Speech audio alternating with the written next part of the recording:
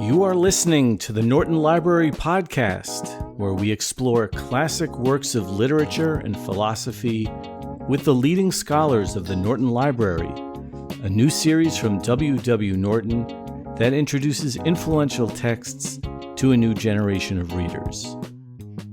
I'm your host, Mark Chirino, with Michael Von Cannon producing. Today, we present the first of our two episodes devoted to The Golden Ass by Apuleius, as we interview its translator, Ellen Finkelpearl. In part one, we discuss just who Apuleius was, where he lived, what his second-century life might have been like, and the significance of this novel of antiquity. We explore the story of Cupid and Psyche, the presence of the goddess Isis, why this novel's protagonist turns into a donkey, and much more. Ellen Finkelpearl is Professor Emeritus of Classics at Scripps College, Claremont. She has published several books and many articles about Apuleius and the ancient novel, including Metamorphosis of Language in Apuleius and Apuleius in Africa. She has also published an abridged edition of The Golden Ass with former Norton Library podcast guest, Peter Singer. We're delighted that she could join us today. Ellen Finkelpearl, welcome to the Norton Library podcast. Thank you. I'm happy to be here. We're so happy to have you to discuss your edition of The Golden Ass by Apuleius. And there's so much to talk about, Ellen. Maybe the best way to start is to talk about Apuleius himself. What do we know about him, and what do we need to know? Yeah, so it's always a little harder to discover the details of the life of an ancient author from 2,000 years ago. But we think that Apuleius was born in the 120s CE or AD, and in Madauros, which is in North Africa and is the current Madaurouche in Algeria. He was from an elite family of some wealth. His father had reached a high level of the magistracy in that town. He married a woman named Pudentilla, who was somewhat older than he was. We're not sure how much older. And he married her because she was the mother of one of his younger school friends. And that friend, Pontianus, said, "Apuleius, will you please marry my mother so that the wealth will stay in the family?" But it seemed to be a successful marriage. Maybe she was young enough so that the son Faustinus, who is mentioned in some manuscripts, might have been from her. In any case, he seems to have had this son Faustinus. He's famous now for the Golden Ass, or Metamorphoses, as some of us call it. But at the time, he was known as a Platonic philosopher. There's even a statue set up that says, "To the Platonic philosopher." He wrote various works about Greek philosophy in Latin. And he also was an orator. He had rhetorical training and would deliver speeches as entertainment in Carthage and other places. So the works that survive are the Golden Ass, obviously, but also the Florida, so-called, which is a collection of bits of rhetorical speeches, and they cover such topics as the speech of the parrot and Marsyas, the satyr, and the lives of Greek tragedians. They're just excerpts, but there's also the Apology, so-called, which is a speech given in a law court to defend himself against charges of magic, which were brought by these in-laws who were angry that he had married Pudentilla and taken away their chance for wealth. But there were lots of lost works, as is common in the ancient world, right? He also wrote another novel. It's really frustrating. I would love to have another novel from him called The Hermagoras. And there's like one line that survives. There were medical writings. He wrote about arithmetic, trees, zoology, music, which is interesting. He wrote some poetry, and he was generally a polymath. What can we imagine about the form of a novel in the 120s AD? What did a novel even look like? Right. We think of the novel as the most common literary form, right? If you say I'm reading something, it's probably a novel right now. But in those days, it was a very new form. There are Yeah. no novels from sort of the era of Euripides, for example. The novel is something that comes about in about the first century, maybe first century BC, maybe first century AD. There aren't that many of them that survive, but it's new because in ancient, in more ancient times, something fictional be written in poetry, and prose was the domain of philosophy or history. So to write prose fiction was really something kind of quite new. And would this prose fiction have been performed or distributed in some fashion? You can tell if you read just the sort of the prologue of The Golden Ass, you see that he's talking to both a reading audience and a listening audience. He says, reader, pay attention, but he also says, I'm going to soothe your ears. Mm-hmm. So there were both, but the literacy rates were pretty low, right? I mean, most people could not read. So the elite could read, but then presumably this work is reaching a larger audience. I like to think of Apuleius as a performer out in front of audiences talking about fairly intellectual topics, right? Explaining to people about, in kind of philosophy light, if you'll have it. So the masses could understand something about Greek philosophy or history, or even some of these other topics like zoology or botany or something like that, right? But I wanted to get back to the Africa question. That's part of who Apuleius was. So there's a real debate about how important it is or what it means that Apuleius was born in North Africa. So, right, we're under the Roman Empire. Romans have colonized the area of North Africa, right, which is now Algeria and Libya and Morocco. So obviously there was an indigenous population there that spoke Punic, not Latin. So Latin was the language of the conqueror. So educated elites would have spoken Latin, but also would have been raised speaking Punic, and you'd speak Punic in the street. And all around Apuleius, there would have been people speaking Punic every day, and there were people worshiping gods that were native to the area, like Tanit, a mother goddess. So Apuleius's works seem to belong in many ways to the Greco-Roman tradition, but he was obviously living in an area that was quite different from anywhere in Italy or in Rome. I and several other people organized a conference some years ago about Apuleius in Africa, trying to get to the bottom of what it would mean for this work or for other works for Apuleius to have been raised and to have returned to North Africa rather than moving to Athens or Rome, which were the centers of Greco-Roman culture at the time. And I'm not sure we really came up with any answers, but I think of Apuleius as someone with a kind of hybrid identity. And I think that this comes out in some of his works. Ellen, do we know if Apuleius traveled throughout Africa, or was he interested in the Roman Empire and traveled there for his education and his experiences? What do we know about his engagement?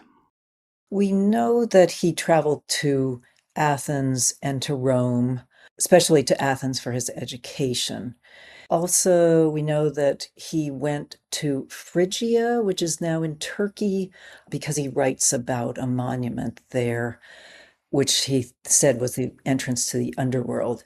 He seemed to be on his way to Alexandria in Egypt when he fell ill and went and stayed with his school friend and married the school friend's mother. Other than that, we don't really know where he traveled, but in the Florida, which I mentioned, he refers to a lot of both religion and philosophical approaches from the East and India. So he talks about the Brahmins in India, for example. He also has a kind of dialogue between Zoroaster and Pythagoras, which I think is really wonderful, like the prototypical Easterner and the prototypical Westerner. He seems to have known, had knowledge of the East. Does The Golden Ass and its plot and its themes, does it emerge as kind of a universal tale, or is it particularized to a certain kind of culture or geographical location? Wow. I think of this as a book that says everything to everyone. So, but maybe not everybody feels that way about it because it's the story of somebody who kind of makes a mistake and he's kind of lost for a long time. He's a man animal, a manimal, as some people in animal studies say these days. And he doesn't know what he's doing. And, then finally he's saved. So I think that is quite a universal sort of story. Clearly, I think there's a lot we can learn about what the ancient world was like for ordinary people from this work. And so we have all these sort of traveling cheese merchants and bakers and millers and cooks. But I don't feel that that's very particular. It gives us a pre-industrial kind of society, but it's something that I think we can all relate to. Those are all working people, ordinary people, that I don't think it's hard to relate to those people and that world.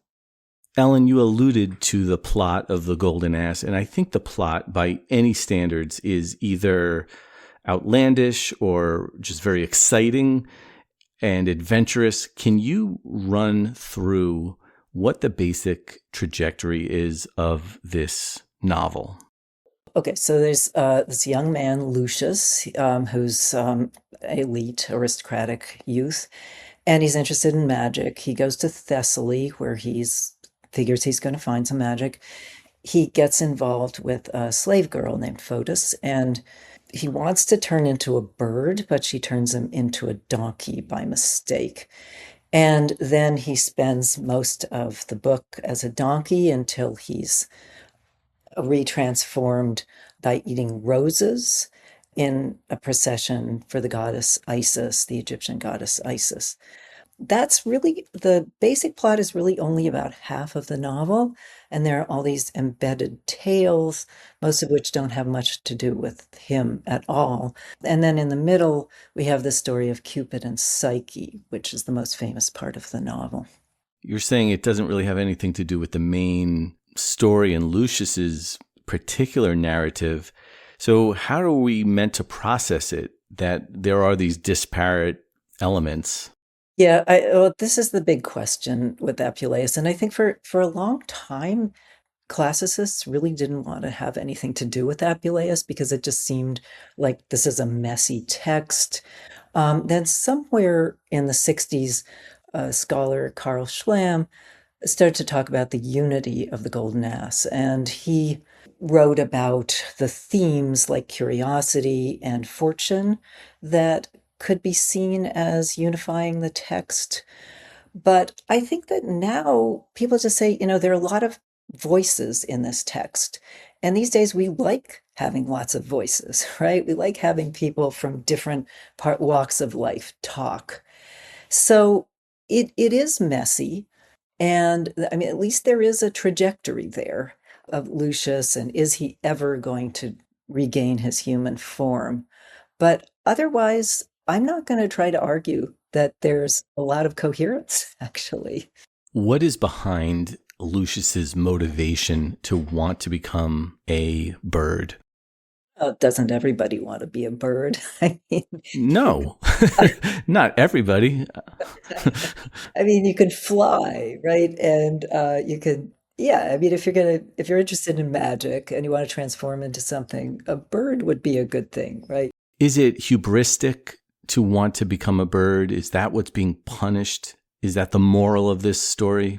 I don't think that we have to take a moral away from this story. Mm-hmm. So many people see coherence, want to create coherence by saying Lucius shouldn't be interested in magic, right? That ultimately, when he finds religion, that's the right way to think about the supernatural, but that you shouldn't be dabbling in magic. So he shouldn't be dabbling in magic, and then maybe he shouldn't be sleeping with Fotis, and then he's punished by being a donkey, and then he finds right. And I don't know. I think all of us Americans kind of want to find some kind of moral in the story, maybe, or maybe it's Christianity that did this to us. But I don't think that either of those things actually would have been condemned in the ancient world, right? People were engaging in bring curses on their enemies all the time. And and then in terms of sleeping with Fotis, I mean, Fotis is very willing, and people would not have condemned that. So the priest in book 11 does draw a moral, but I don't think that's the way we have to read this book. You mentioned that one of the central aspects to the narrative is the embedded narrative of Cupid and Psyche. Can you walk us through that a little bit and tell us why that is so significant? That is the story that everybody has latched onto in Apuleius. And I like to tell people, this is the only place in ancient literature where this story is told. When my son was in high school, he came home for the textbook, and it had the story of Cupid and Psyche in it, and it said it was by Margaret Hodges. So I had to march off to his class and tell them that who wrote this down. Oh, they stepped into it with that one, didn't they? Yeah. And so everybody thinks this is some sort of great Greek myth out there. Anyway, it probably was something that was around orally. There are images, frescoes and statues that portray Cupid and Psyche. But within the narrative, a friend of mine just read The Golden Ass for the first time in my translation. And she said, I just think of that as kind of a rest in the middle of the book. And I really like that way of thinking about it, that it's a story told by this old woman to this girl has been abducted. And it's supposed to make her calm down and not worry too much about the robbers who are going to sell her, ransom her. So, and I think that might be the role for us readers too. Now, there are parallels between the Psyche story and the Lucius story. So both of them are young people from elite backgrounds who then sink into a sort of slavery type situation and then are ultimately redeemed. Psyche is deified. Lucius becomes a priest of Isis. So there is this parallel there, but I also think it's just a way of taking a rest and actually having a long story that's separate from the main plot. Your introduction also mentioned the presence of Isis at the end of the novel in a way that perhaps it wasn't so typical to have this goddess come in and be a presence that kind of culminated the action of the narrative. It's difficult. People used to say that Isis just appears at the end because Apuleius didn't know how to end his novel. And he had to and also he knew that there were a lot of racy tales that were not very respectable. So let's just tack on a respectable ending here. The other, like Greek novels, such as they are, don't really have that kind of ending. One of them involves Isis a little bit, but this is a very different kind of ending from these other novels, which really were a young man and a young woman are separated, go on various adventures, but they come back to the beginning where they just go home at the end. Whereas with The Golden Ass, you have this whole new life that Lucius is going to lead. Now, there are other aspects to talk about with Isis. She's Egyptian, and I think it's interesting that we've got this very multicultural novel here written by a North African in Latin, based on a Greek, something like a Greek original or a Greek text that it's loosely based on, takes place in Greece, and here's this Egyptian goddess. So I think that's an interesting part of it. Ellen, I'm also really interested in the translation and the act of translating this. And you have a really fascinating note at the beginning of your Norton Library edition of The Golden Ass. You mentioned that this is one of the few novels that have survived from this era. When you say survived, Does the original manuscript exist somewhere? I think it's miraculous that we have anything from the ancient world, to tell you the truth, that it didn't all get tossed out. So, what happened with Apuleius is that originally he would have written this down on papyrus, and then later others would have copied it, and there were booksellers in the ancient world, but this was obviously not a huge mass market because very few people could read, and also very laborious to just copy the whole thing out. So then what we know is that somebody named Sallustius in the third or fourth century had a copy of it, and somehow that copy made its way to a monastery in Italy, Monte Cassino, and there monks apparently spent their lives just copying ancient texts. That's why we have ancient texts, is that they had to give monks something to keep them out of trouble. So they copied these texts. And so the earliest manuscript that we have is from the 11th century, and it's known as F. And F is kind of the prototype for all the other manuscripts that were copied from that. So there's no way, I mean, we don't even have anything close to what Apuleius would have written down with his own hand. I see. Then in, I think it was 1469, there was a print edition finally after the invention of the printing press. And then it took off. They printed hundreds of copies. It was very, very popular in the Renaissance. What language would that have been in 1469? In Latin. Okay. And when was it first translated into English?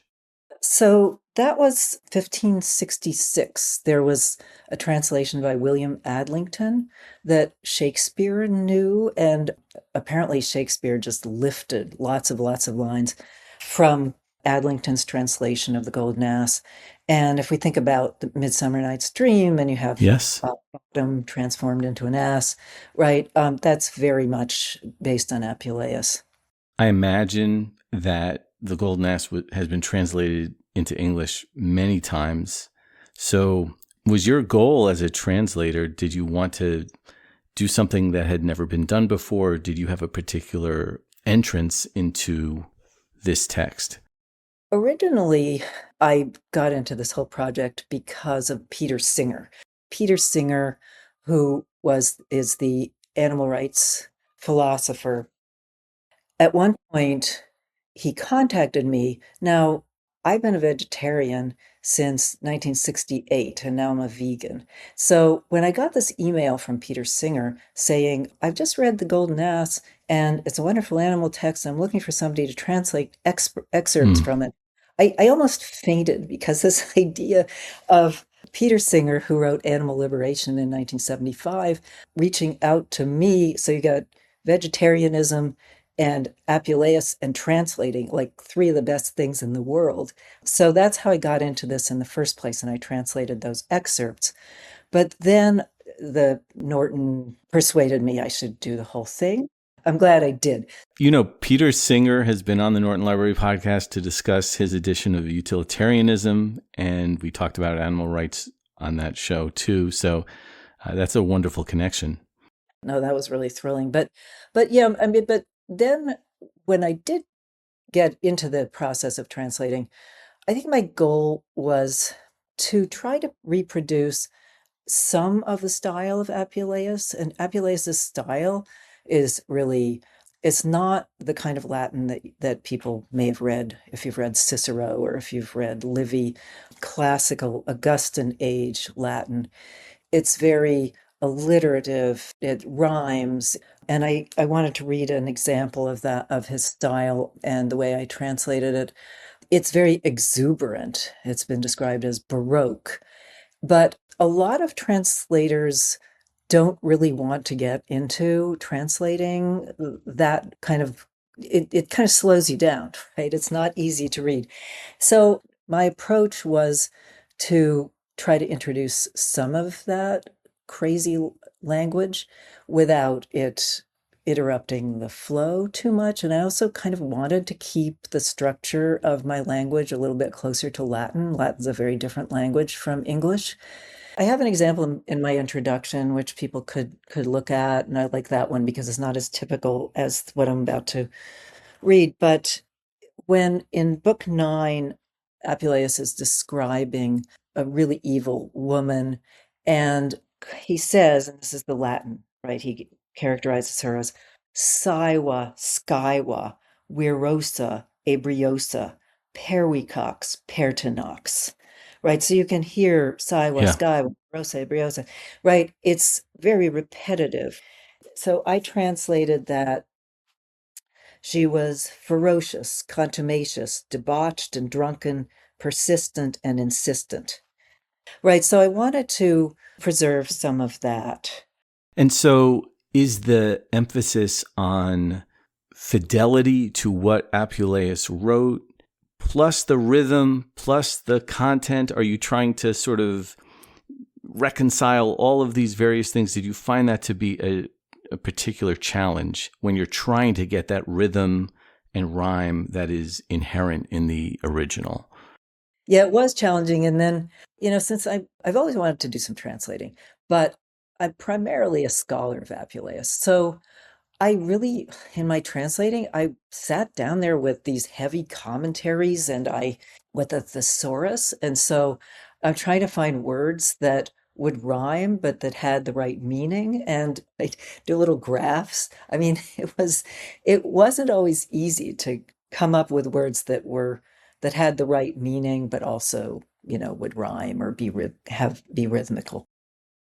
Ellen Finkelpearl, thank you so much for joining us on the Norton Library podcast to discuss your edition of Apuleius's The Golden Ass.